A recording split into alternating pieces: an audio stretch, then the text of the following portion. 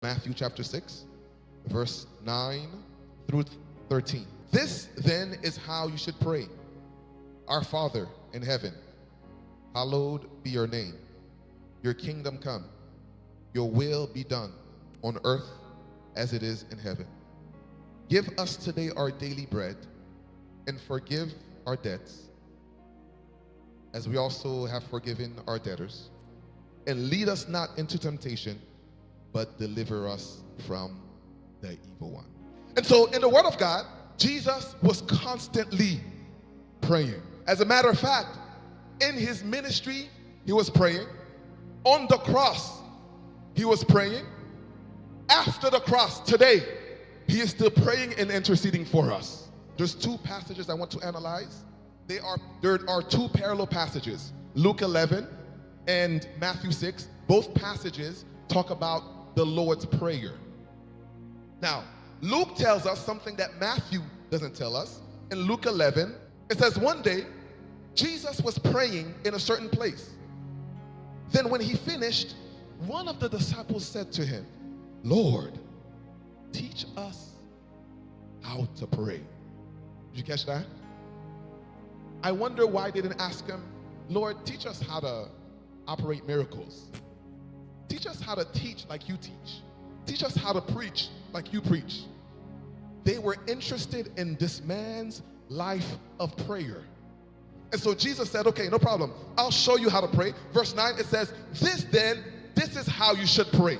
Let's dissect it a little bit. The Lord's Prayer is not just a few words for you to memorize.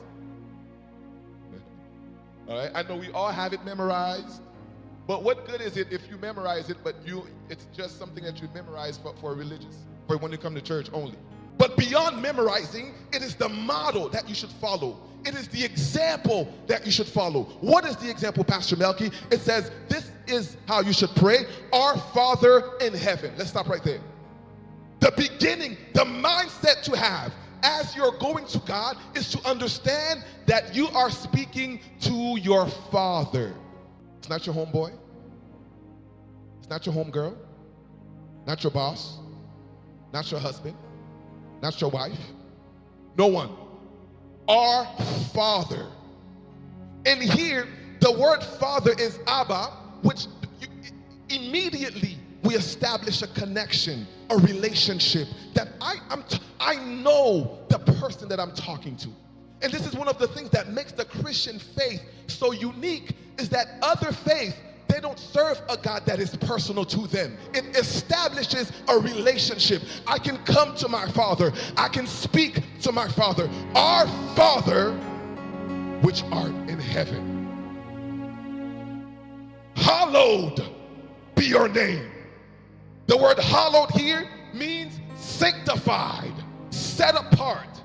Hagiazo is the Greek word. It means set apart. And so the Father that I'm talking to, he is not just anybody. He is set apart. He is unique.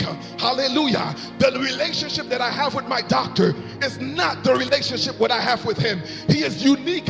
He is on a class all by himself. Your kingdom come. The mindset here is I want him, I want his kingdom to be established. And so your kingdom come, your will be done. So let's look at these three things. So hallowed be your name, your kingdom come, your will be done. Those three things. Hallowed be your name, your kingdom come, and your will be done. Those three things, it shifts the perspective of the prayer from us to him. Is that the right, church? I'm teaching you the foundations of prayer. If you want to pray successfully, shift your focus. When you pray, shift your focus from you. Lord, this is what I want. And then you go straight into the prayer. Lord, here's what I want. Lord, I want the house. Lord, I want the boyfriend. No. Our Father which art in heaven, hallowed be your name. Your kingdom come. Your will be done. In other words, the focus, it shifts on me. I'm not the center here. He is the center. I want his will to be done. Jesus modeled the same mindset at the garden, right? The same mindset at the garden when he said, Lord, man, I see what's about to happen to me. I see the suffering that I'm about to encounter. Lord, if it's possible that this cup passes from me, but not my will, but your will be done. Verse 11, here's the other mindset to have as you're praying. Give us today our daily bread. Okay, so this is where your request, your petitions finally come into play. Do you have any need? Is there anything that you are trusting the Lord for? Right? Now here, verse 11, some theologians say that when it says give us our daily bread, it's a reference to the Bible, that every day we should be reading the Bible. Yes, I agree, we should be reading the Bible every day, but I don't think that's the proper context here. Some people say that give us our daily bread is saying that we should look to Jesus every day, that Jesus should be part of our every day in the morning. Yes, that's true, but I don't think that's the right context here. I think it says exactly what it says. Give us today our daily bread. The bread that I need to fill my tummy, give me that. As simple as that. You see, sometimes we get so spiritual that we say, Lord, to you the honor and the glory, and then we're up here, we're up here. But guess what? There's a reason why we're still down here. We have needs, right? We need to eat. We need a place to stay. We need shelter. We need clothing. And so this is our opportunity to go before the Father. Who else am I going to go to? Am I going to go to the psychic? Am I going to go to the witch doctor? Am I going to go to Haiti somewhere and have them for my needs? No! He is my Father. So if I'm going to ask him. If I have a need, I'm going to ask him. If I need to eat, Lord, you see the fridge is empty. Lord, provide. Lord, you see the bank account. It doesn't have all that it needs. Lord, provide. This is your prayer for your daily need. If I have to be on my stomach begging the Lord, I'll be on my stomach. If I have to be fasting, I'll fast. If I have to try once, twice, 3 times, I'm going to push through. But I made the Lord this promise. I will never go on the other side. Lord, kill me if I go on the other side to ask anything of demonic forces, to ask anything of the devil. Take my life. Take my life before I even do that. You are my source. You're my Father. I'm going to ask you. Verse 12, forgive our debts. It's very funny here that the Word of God calls debt sin. The true reference here in verse 12, where it says forgive our debts, this is forgiveness of our sins. So there's a part of every prayer that you address to the Lord that you're asking God for the forgiveness of your sins. Why? Because we sin, because we fall short, because we lie, because we cheat, we steal, and we do it continually, right? And so there has to come a point where we say, Lord, I know you to be my Father in heaven. Hallowed be your name. Your kingdom come. Your will be done. Give me my daily bread. But Lord, forgive my debts. Forgive my sins. It's part of a healthy relationship. If I hurt my wife, or if I say something to my wife that she doesn't like, let's say I step away, she's still hurt. So when I come back and talk to her, you think she's gonna be like, hey, come, my husband, come, handsome. Nah, man, no. You just hurt me. You have to apologize.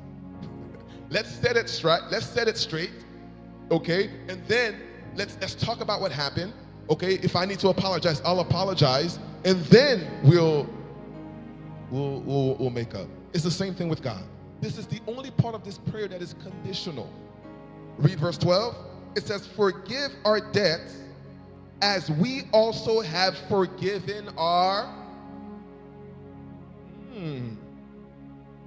So the expectation here, according to this, according to the Lord's model, we will receive forgiveness from God as we are forgiving other people. Y'all understand the relationship? as I'm forgiving other people, as I'm continually forgiving my brothers and my sisters that have hurt me, then that's when I can expect to receive forgiveness from the Lord. Or else, please, church, please don't make the mistake of thinking that you can have all types of hate in your heart, all types of unforgiveness in your heart, and then for you to come before, hey, Lord, remember that, the car I was talking to, remember the promotion I was, where's the promotion, Lord?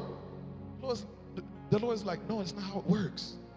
Verse 13, lead us not into temptation, but deliver us from the evil one. This is a prayer of protection, that the Lord would allow your steps to be ordered, that we're not walking into temptation. There's all types of temptations out there. There's temptation to sin. There's temptation to lie. There's temptation to fornicate. There's temptation to watch things on the screen. There's all types of temptations. The prayer is that, Lord, as I walk out of this house today, because, right, we're praying, this is something we're doing every day as disciples of Jesus Christ. We're praying, we say, Lord, as I go about my day today, lead me not into temptation. Deliver me from the evil one. Deliver me from sickness. Deliver me from disease. Deliver me from alcohol addiction. Deliver me from marijuana. Deliver me from the evil one. If you have the NIV version, if you have the NASB version, usually it'll say, for thine is the glory, the power, the kingdom forever, amen. There are versions that's not in it. If you have the King James version, you will find that. But there's some manuscripts that will not have that last part, for thine is the glory, the kingdom, etc., etc., etc. But it's okay. We get the point of the prayer. We get the point of the model, how we are to structure our prayer life. You want to have the right mindset when it comes to prayer? Follow the model that Jesus gave the disciples. And he's still giving that disciple that model to us as disciples today. Let me tell you, we serve a faithful God. You go to prayer, you take him at his word and devote yourself to prayer. So many wonderful things